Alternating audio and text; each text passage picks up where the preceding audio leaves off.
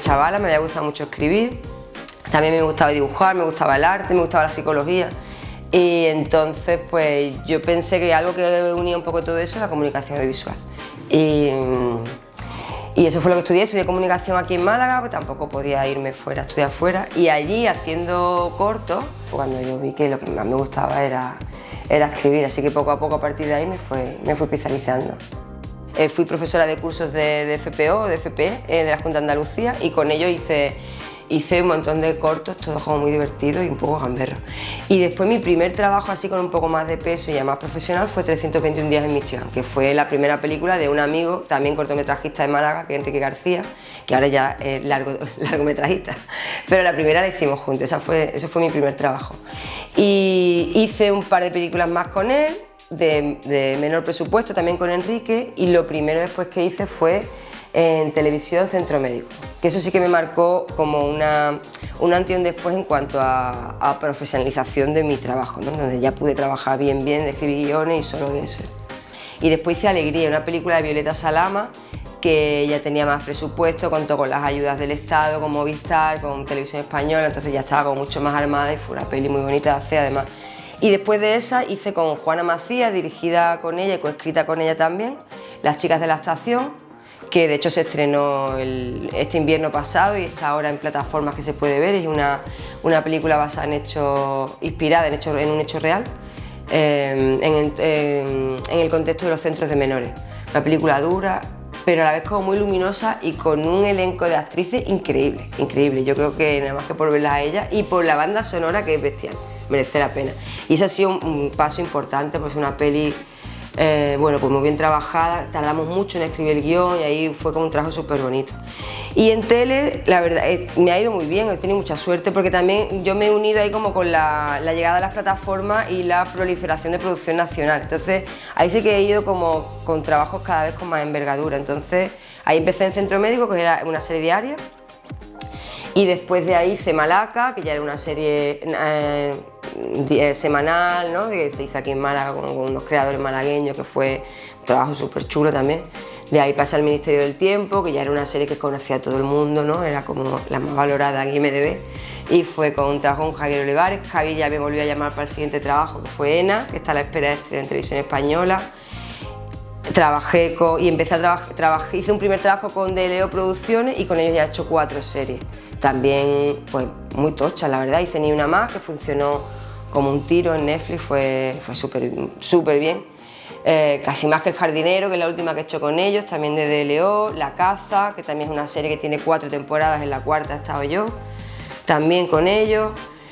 ¿Qué más? Bueno, y ya lo último, acabo de terminar, que de hecho estoy todavía con ello liado, la última serie que he hecho yo entera, casi una adaptación, una novela que tiene un montón de lectores y de lectoras que como novela ha funcionado súper bien. Esperemos que como serie lleguemos ahí como al nivel, que se llama El mapa de los anhelos, de Alice Kellen, y esa pues la he hecho yo la adaptación y los guiones. Nosotros nos solemos pasar, algunos están más presentes, otros menos, pero algún día te pasas por el rodaje, ¿no? Y ya ve a la gente con tu guión, así en chiquito, encuadernado, así metido en el bolsillo subrayado, ya te da impresión, o por lo menos a mí me sigue dando impresión. Pero que la gente, además no la gente del medio, sino la gente que te puede encontrar en la calle, que un día, yo qué sé, en cualquier sitio alguien te haya podido decir, no me digas El jardinero, pues yo he visto El jardinero que me ha encantado. Pues eso es muy fuerte, porque al final lo has hecho tú aquí en tu casa, así. Es como, ¿no? La has hecho ahí como con el creador de la serie y es muy guay, tío, es muy guay. Es muy satisfactorio porque está todo ahí como gente que trabaja muy bien en todos los departamentos. Entonces, si necesitas hablar con un médico, te buscan un médico para la documentación. Si necesitas a alguien que te haga el diseño del dossier, hay un diseñador que hace el dossier. O sea, los que venimos de haber trabajado un poco más guerrilleramente, pues es muy guay trabajar todo con profesionales, ¿no? Y la producción, dirección, todos los departamentos, es muy guay, muy gratificante. El trato del guionista con el director suele ser distinto en cine, Yo todo esto es con mi experiencia personal y lo que yo me he encontrado en otros compañeros, en cine y en serie.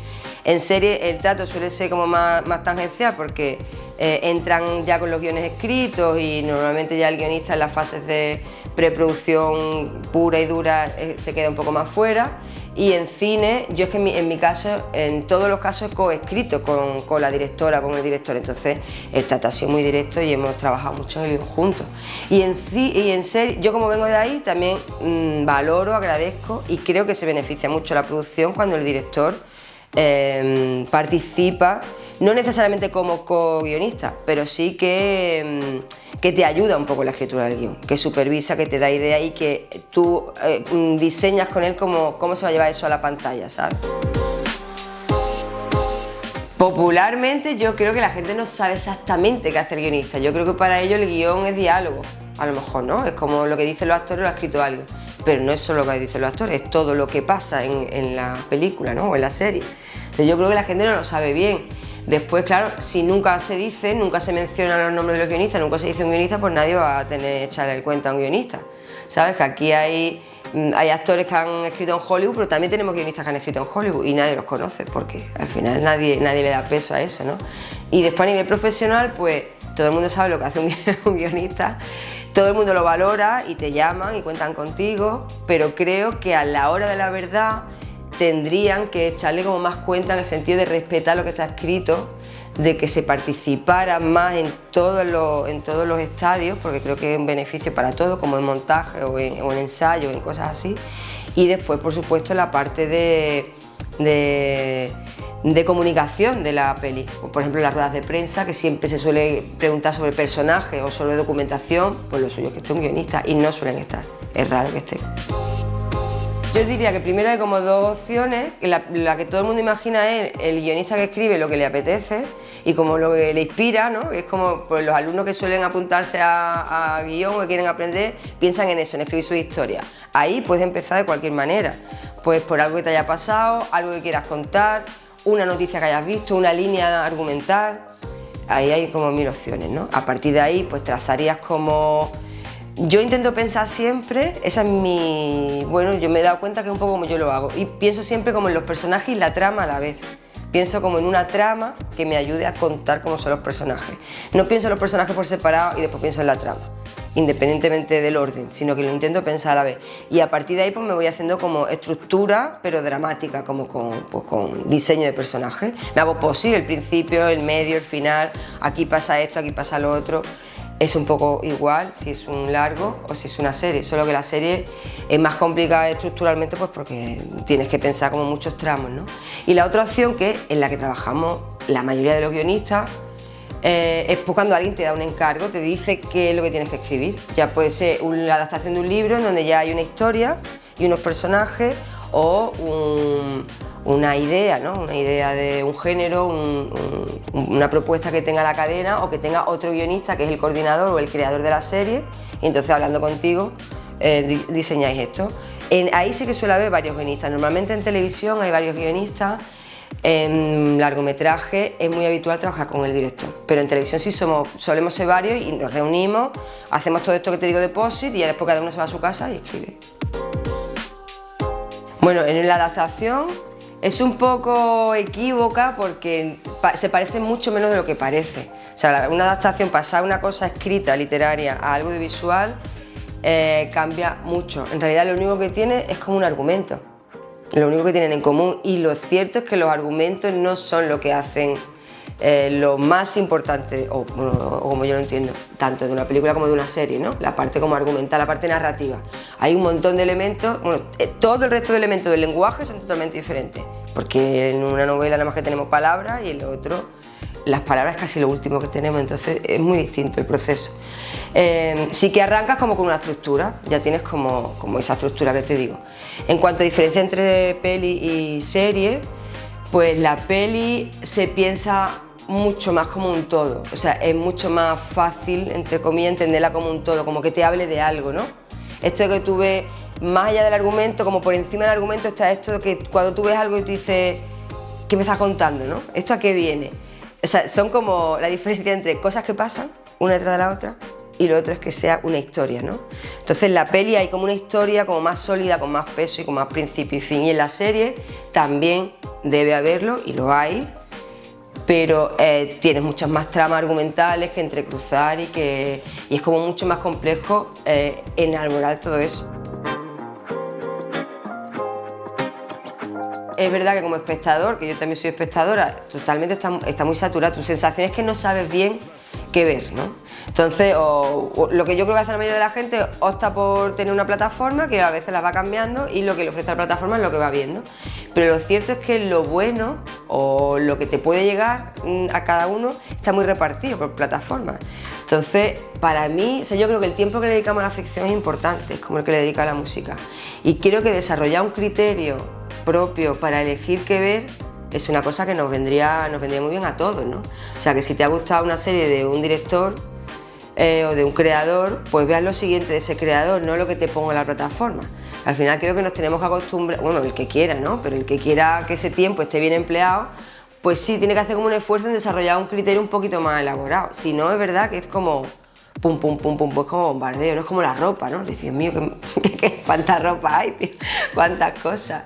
Y es verdad que con la ficción hay un poco eso y no estábamos acostumbrados ni a que llegara a los cines las cosas que llegaban. Ahora de hecho mucho no llega a los cines y tú quieres verlo pero no ves como yo, no tenemos videoclub, entonces hay muchas películas que se quedan en tierra de nadie, que no están ni en plataformas ni en cine.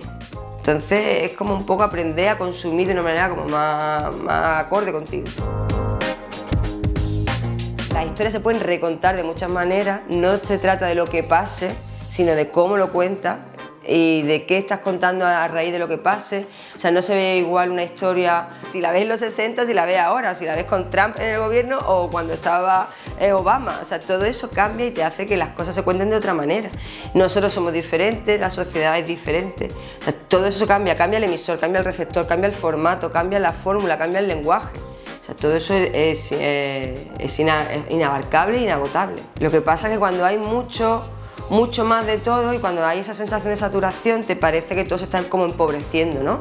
A mí yo tengo amigos de mi generación que yo hablo con ellos de cine o sobre todo de música, por ejemplo, ¿no? Que le da esa sensación como de que no hay nada con la calidad que tenía lo que era de nuestra época, que eso es una expresión que yo espero no decir nunca en mi vida porque mi época es en la que yo estoy, ¿no? Entonces eso es falso, o sea, eso es lo que decían nuestros padres de nuestra música. Y con el cine pasa un poco igual, creo que esa proliferación de cosas y esos chascos continuos, porque también vemos más horas de ficción que nunca. O sea, yo no sé si a ti te pasa, pero yo no creo que nunca hayamos visto el número de horas de ficción de lo que vemos ahora. Entonces, claro, vemos muchas cosas más mediocres o que nos chafan más y eso enturbia un poco lo otro. Pero que hay cosas buenísimas ahora, mejores de las que ha habido en otros momentos y que seguirá viéndolas, yo no tengo ninguna duda. Lo que pasa es que hay que saber buscarla, con esto que te decía antes, el criterio.